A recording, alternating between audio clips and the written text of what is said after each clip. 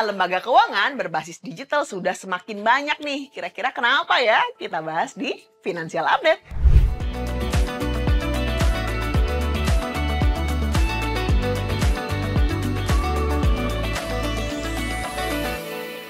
Oke, hai sahabat Kopnus, dimanapun berada di seluruh Nusantara Indonesia, transformasi digital di sektor keuangan telah menjadi tren global dalam beberapa tahun terakhir.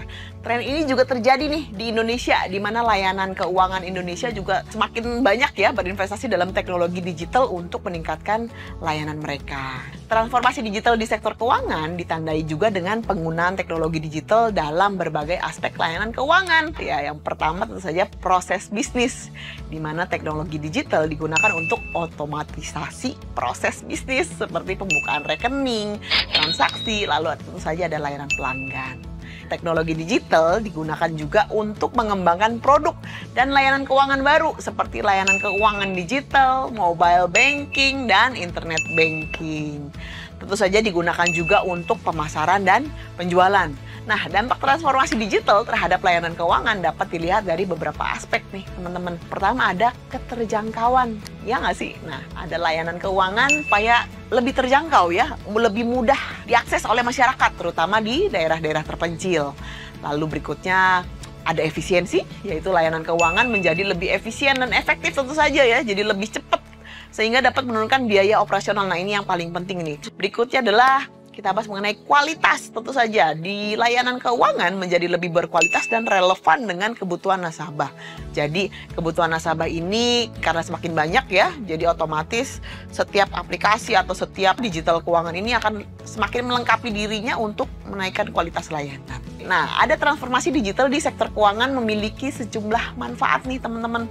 Bagi lembaga keuangan, transformasi digital dapat meningkatkan efisiensi seperti yang tadi saya udah sempat info ya. Lalu lebih efektif juga dan memiliki daya saing ya ketimbang dari perusahaan-perusahaan yang memang belum beralih dari era digital gitu ya.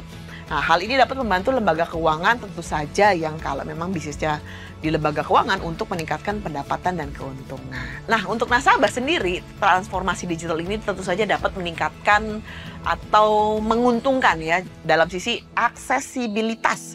Jadi mudah diakses di mana saja. Jadi misalnya mau ada transaksi, mau buka rekening di tempat juga bisa ya. Bisa langsung terkonek dengan video call dari bank A, B, C gitu ya. Sudah ada. Jadi sangat memudahkan aksesnya kemana aja bisa. Lebih nyaman, jadi tidak perlu datang ke cabang-cabang terdekat. Bener nggak sih ya? Bisa dari rumah, yang penting pakai kaosnya yang proper lah ya. Gitu. Yang ketiga, ini keuntungan untuk apa sih? Keamanan layanan perbankan. Keamanan di sini dalam arti misalnya gini, untuk transaksi teman-teman atau para nasabah ini tidak perlu lagi datang membawa dana banyak-banyak gitu ya ke bank. Di perjalanan ada resiko dana hilang kah atau mungkin amit-amit kerampokan ya. Kalau dengan transformasi digital ini dapat mendorong pertumbuhan ekonomi loh teman-teman, dan tentu saja menciptakan lapangan kerja. Jadi kalau dibilang beralih, tetap ada pintu rezeki lain yang dibukakan ya. Tentu saja kita butuh skill orang-orang yang memang lebih mengerti untuk masalah digital. Nah, ada tantangannya nggak sih, Ci? Ada. Jadi yang paling utama adalah keamanan cyber teman-teman. Keamanan cyber ini merupakan tantangan utama dalam transformasi digital. Lembaga keuangan perlu memastikan bahwa sistem mereka aman dari serangan-serangan para hacker-hacker cyber ini ya. Cybercrime orang bilang. Transformasi digital membutuhkan tenaga kerja yang kompeten di bidang teknologi. Lembaga-lembaga keuangan ini perlu berinvestasi yang cukup kuat ya untuk pelatihan dan pengembangan karyawan dalam memenuhi kebutuhan transformasi digital tersebut. Lalu ada perubahan regulasi, ini sudah pasti karena ya dari sistem dulu yang konvensional berubah menjadi digital, otomatis pasti secara regulasi akan banyak perubahan, apalagi di sektor keuangan ya, karena harus disesuaikan dengan perkembangan teknologi digital saat ini. Lembaga keuangan juga perlu mengikuti perubahan regulasi supaya apa sih? Ya supaya lebih mudah dioperasikan, secara legalnya juga terlihat gitu ya, aman lah. Para nasabah yang naruh dana ini juga tidak merasa khawatir mengenai legalisasi. Kesimpulannya, hari ini transformasi digital di sektor keuangan merupakan tren teman-teman yang tidak bisa lagi dihindari. Intinya lembaga keuangan juga harus mengeluarkan modal ya yang lebih untuk berinvestasi di dunia teknologi digital Ya, kita tahu ada beberapa bank ya yang belakangan ini mengkampanyekan ya mengenai aplikasi digitalnya mereka, atau mereka membentuk bank digital sendiri, teman-teman. Jadi ada yang merger, ada yang membeli bank lokal, lalu di rebranding lagi menjadi bank digitalnya mereka, ya supaya apa? Ya supaya tidak kalah dengan perputaran ekonomi dunia ya. Tren-tren untuk digital ini akan semakin lebih berkembang ya. Semua serba dimudahkan, bener nggak sih teman-teman ya? Tapi tentu saja saya tidak jemu-jemu untuk mengingatkan teman-teman bahwa kita juga punya loh aplikasi yang keren ya. Tentu saja aplikasi digital keuangan, yaitu Oren aplikasi.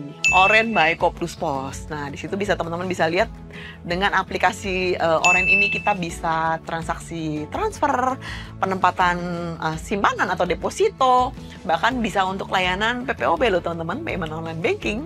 Jadi mulai dari isi pulsa, top up e-money, sampai pembayaran untuk PLN, bayar TV langganan, macam-macam ya. Untuk tahu dapat informasi lebih detailnya, teman-teman boleh cek nih langsung di websitenya kita atau di sosial medianya kita, ada di Instagram di Kopnus Pos ya. Semoga apa yang saya sampaikan hari ini bisa sangat-sangat bermanfaat untuk teman-teman semua. Kita ketemu lagi di acara Financial Update berikutnya. Terima kasih.